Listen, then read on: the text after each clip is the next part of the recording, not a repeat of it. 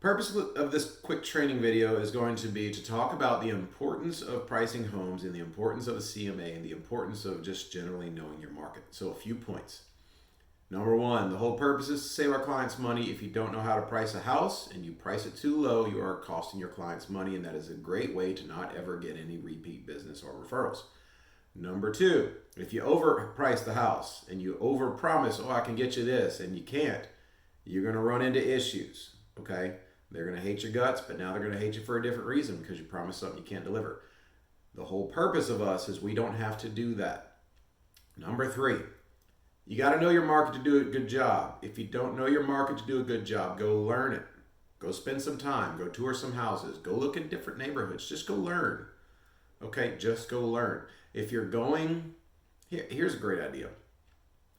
If you're going to list a house and you're not familiar with that area, go tour some homes prior to your listing appointment. Just go make some appointments. You're a friggin' realtor, for God's sake. Go schedule some appointments and go preview some houses, and then that'll give you a better idea.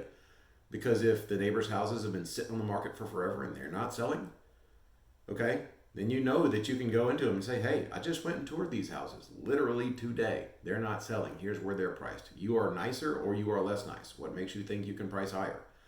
Number four, make your clients accountable. Make them sign the CMA. Make them look at it. Make them understand it. Okay, so point number one. The entire idea behind our company is we're providing our clients a better value. We're saving them money. And through that, we get a lot more referrals. We do a lot more business. If you cannot accurately price a house and get your client a good price for their house, they're going to see you and they're going to say, well, I saved commission, but it cost me equity. Like, you are a net negative on me, and I'm not sending you anyone. Okay?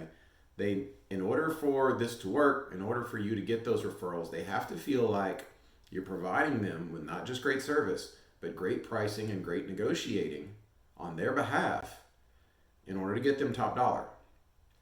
Just like any other agent would try to get them top dollar. So you gotta do that. And if you can't do that, then you're gonna have a problem because they're gonna feel like you did them a disservice. So that's number one. You can't underprice unless they just tell you, look, I need this gone in 2 weeks. Okay? Point number two, you cannot overprice. Because if you overprice, then what's the point? You're saving them money. They should be able to price the house more aggressively with you than they would be able to anyone else. And so if they take you, who's saving them money, then they overprice it even more. And you allow them to do that without at least having the strong conversation with them, say, hey, you're going in way too high. Then what are you doing? Okay? All you're doing is shooting yourself in the foot. You're taking up time. You're wasting your time. That's going to be a pain in the ass client because they're going to be calling you every day. Why isn't my house selling? Well, it's not selling because it's priced too damn high. And you allowed them to do it. Okay? It's one thing to allow them to do it. It's another thing to allow them to do it and not tell them, look, you're way too damn high. And you have to tell them you're way too damn high. Okay?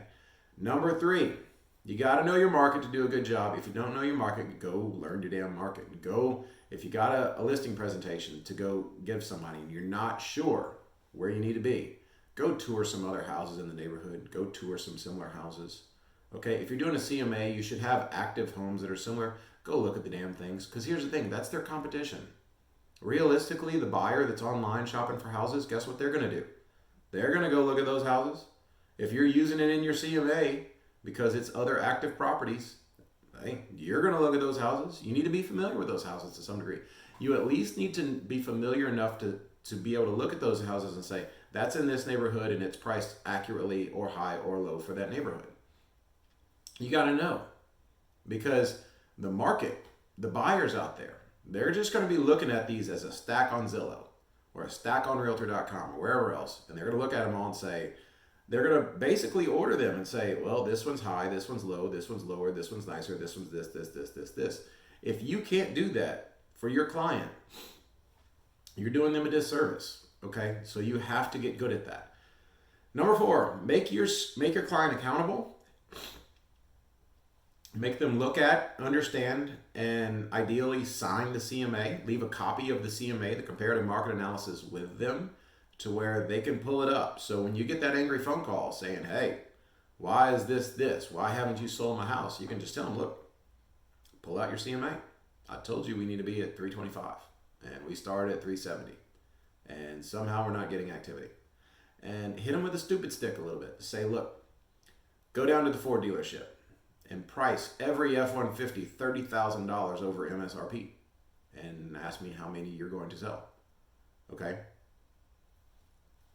Everybody can look at the market. All this information is available online. Now, realtors might be better at pricing homes than most.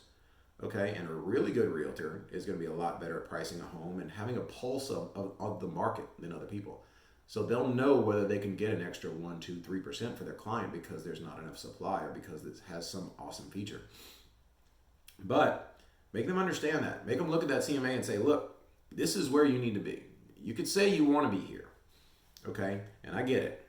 Look, if I could walk out of my door every day and trade $20 for $50, I would do it and I'd be filthy rich.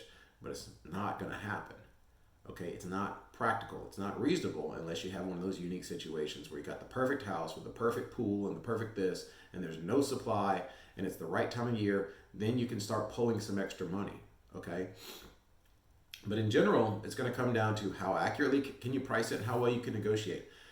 Doing CMAs and pricing homes is the art form of being a realtor. This is our calling card. Okay, a lot of people are going to say, well, I'm going to get an appraisal. I generally tell them not to, because almost every single time an appraiser does an appraisal, they've been given a number. Okay, and tell your clients that if they say, well, I want to get an appraisal, just say, look, here's the thing. When an appraiser comes to your house to give you an appraisal, okay, almost every single time they already have a contract sitting in their hand. Okay, so if I tell me fair market value of a house that's under contract for 500 grand, well, guess what fair market value is? It's 500 grand. All I got to do is justify the number I've been given. A realtor's job is much harder. We have to pull a number literally out of our heads. We've got to pull a number out of thin air, and it's got to make sense. And it's got to be accurate, because if it's not, you're either underpricing your client and costing them money, or overpricing your client and setting yourself up for a bunch of grief. So the biggest thing you can do is to be really good at pricing homes and give them a great CMA and make sure they see it and learn it and understand it. Okay? 100%, leave them a copy of it. If somebody says, I don't agree with you and I want to go get an appraisal, here's the thing. That appraisal might come back way too high or way too low. But there's no way that an appraiser should ever be as accurate as a good realtor. They just shouldn't. It's not what they're there for. They're there to justify something and to provide an algorithm and an equation and all types of other nuts and bolts to justify a price that they've been given and satisfy the bank. That's what they're there for. We are there to actually judge and to some degree create the market. That's your job. If you can't do that, that's the most fundamental thing. That's like breathing. It's like walking. Okay? As a realtor, that needs to be priority number one for you. Okay? If you can't do it, you will not be successful. If you can do it really well, you will do really well. Okay? Generally speaking. This is Grant. If you got any comments, post them below. If you got any questions, feel free to post them below or email me. Have a great day, everybody.